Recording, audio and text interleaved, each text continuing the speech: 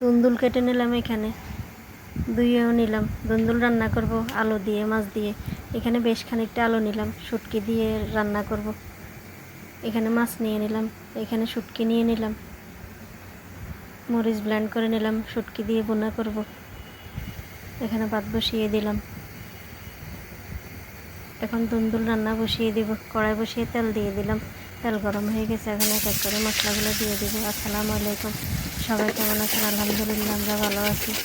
আজকে আবার নতুন একটা ভিডিও নিয়ে আসলাম। মশলাগুলো দেওয়া হয়ে গেছে, কষিয়ে নিলাম ভালোভাবে। এখন পানি দিয়ে মাছ দিয়ে বেশ কিছুক্ষণ নেড়ে চেড়ে নিলাম, ভালোভাবে কষিয়ে নিব। এই মাছ ভালো কষে গেছে, এখন উল্টিয়ে পাল্টিয়ে ভালোভাবে কষিয়ে নিলাম। দিয়ে দিলাম আলুগুলো একটু কষাবো। এদিকে ভাতও ভালো কষে গেছে। এই যে আলুগুলো কষানো হয়ে গেছে, দিয়ে দিলাম দুন্দুলগুলো দিয়ে একটু ভালোভাবে মিক্স করে নেব। মিক্স করা হয়ে গেছে, এখন বেশ কিছুক্ষণ জাল করব। একটু ঢাকনা দিয়ে দিলাম যাতে তাড়াতাড়ি সিদ্ধ হয়ে যায়। এদিকে ভাতও হয়ে এসেছে, মাছটা দিয়ে দিলাম। দুন্দুলও কষানো হয়ে এসেছে, আর একটু কষাবো। অনেক সুন্দর হয়েছে দুন্দুলের কালারটাও। এদিকে শুটকি রান্না বসিয়ে দিব। এখন কড়াই বসিয়ে তেল দিয়ে দিলাম। এখন এক এক করে মশলাগুলো দিয়ে দিব। এখানে কোনো জিরার গুঁড়ো ব্যবহার করবো না, শুধু মরিচ বাটা দিয়ে রান্না করব।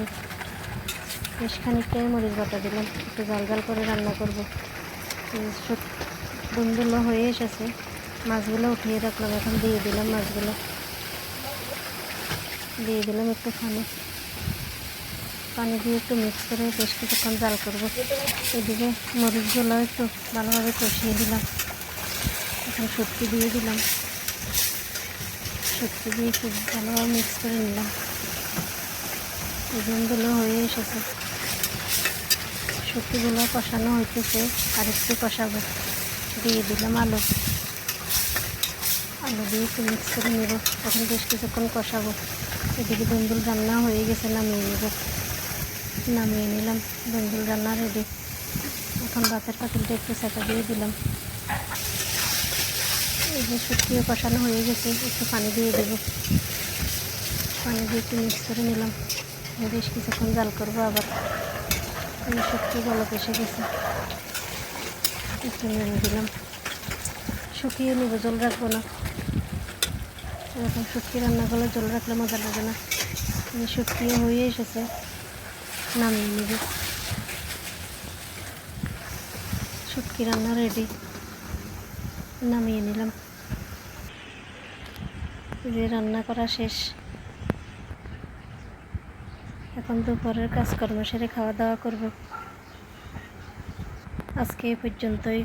সবাই ভালো থাকবেন, সুস্থ থাকবেন। যে যেখান থেকে ভিডিওটা দেখেন, ভালো লাগলে লাইক কমেন্ট করবেন। আল্লাহ হাফেজ, সবাইকে অনেক ধন্যবাদ। আসসালামু আলাইকুম।